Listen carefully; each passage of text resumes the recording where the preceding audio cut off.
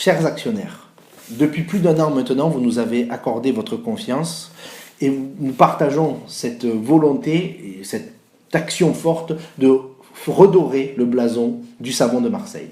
Nous tenions, au nom de toute l'équipe de la CGSH, Compagnie Générale des Savonneries et des Huileries, tout d'abord à vous remercier. Et nous voulions vous donner plus d'informations sur ce que nous sommes en train de réaliser grâce à vous.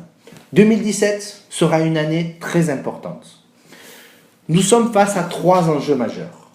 Le premier, c'est redorer le blason du savon de Marseille et récupérer des parts de marché avec le produit authentique.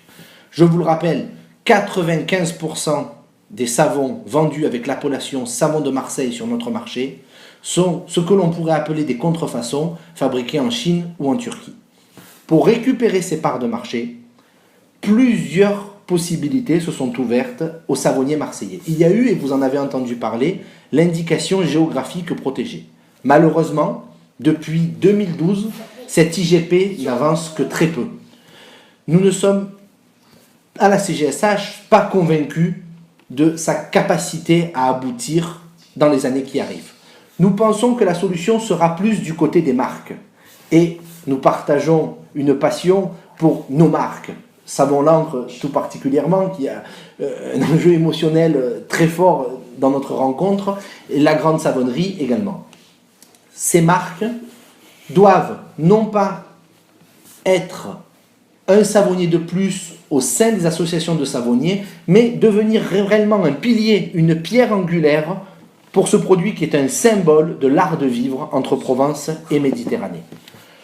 Cet enjeu, nous allons le réaliser pleinement, nous allons nous y confronter en renforçant nos marques à travers le musée du savon de Marseille, que nous allons, grâce à vous, pouvoir ouvrir au printemps 2017. Ce sera une immense opportunité de raconter ce qui fait le vrai savon de Marseille. Ces 3 étapes que vous connaissez, quoi ? De l'huile végétale, comme définie par Colbert en 1688, ou à Marseille, comme défini par Napoléon en 1812, et comment, en utilisant la recette 72%, créée en 1906 par le chimiste François Merclin au 72 rue Sainte. Nous allons raconter cette histoire pour que tous les consommateurs de savon de Marseille soient capables de reconnaître le vrai savon de Marseille. Et nous pourrons aussi leur raconter la fabuleuse histoire de Savon l'Ancre dont vous faites partie. L'histoire de la Grande Savonnerie que nous avons relancée et qui vit après de très belles heures au XIXe siècle.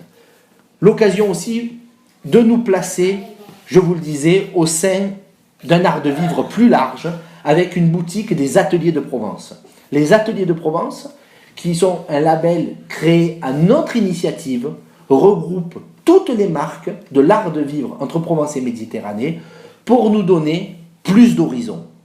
Ces horizons, nous allons aussi les chercher à l'international. Je reviens du Japon. Des premières commandes du Japon ont été signées et nous allons aller en 2017, toujours avec la ville de Marseille qui nous soutient dans cette démarche à l'international, à Londres et aux États-Unis. Cette augmentation que nous attendons de nos commandes et sur toutes nos marques se traduira aussi par un effort tout particulier sur notre usine. Nous avons fait le choix, dès le début, d'être fabricant de savon de Marseille. Être industriel en 2016, ce n'est pas une mince affaire. Et on arrive à un des deuxièmes enjeux majeurs que nous avons, c'est de recréer cette chaîne avec un budget qui reste limité. Et nous sommes présents sur les marques, sur la distribution et sur la production, avec un budget très limité. Il faut pour cela innover au quotidien et votre soutien est très important pour nous dans ce contexte. Voilà, ce 3e grand enjeu sera vraiment d'incarner l'art de vivre entre Provence et Méditerranée, sûr de nos capacités de production, de nos outils de communication avec ce musée, fort de notre histoire, nos marques restaurées, de l'amener à l'international. J'espère que nous le ferons ensemble et que ces enjeux nous amèneront vers une profitabilité certaine. Le musée du savon de Marseille, c'est une très forte action de communication, mais à l'image de nos ateliers, c'est de l'image de marque et du retour sur investissement. Nous attendons les premières années 40 000 personnes, 40 000 visiteurs par an au Musama. Au bout de 3 ans 60 000 visiteurs et à un horizon de 5 ans, 100 000 visiteurs par an.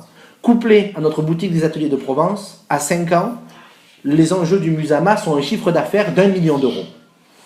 Nous espérons que le Musama sera aussi un flagship et un argument majeur pour développer nos ventes à l'international et enfin redonner un petit peu de sa gloire passée au Savon de Marseille. Merci pour votre confiance et à nos prochaines réunions en 2017 pour tout ce que nous allons accomplir ensemble.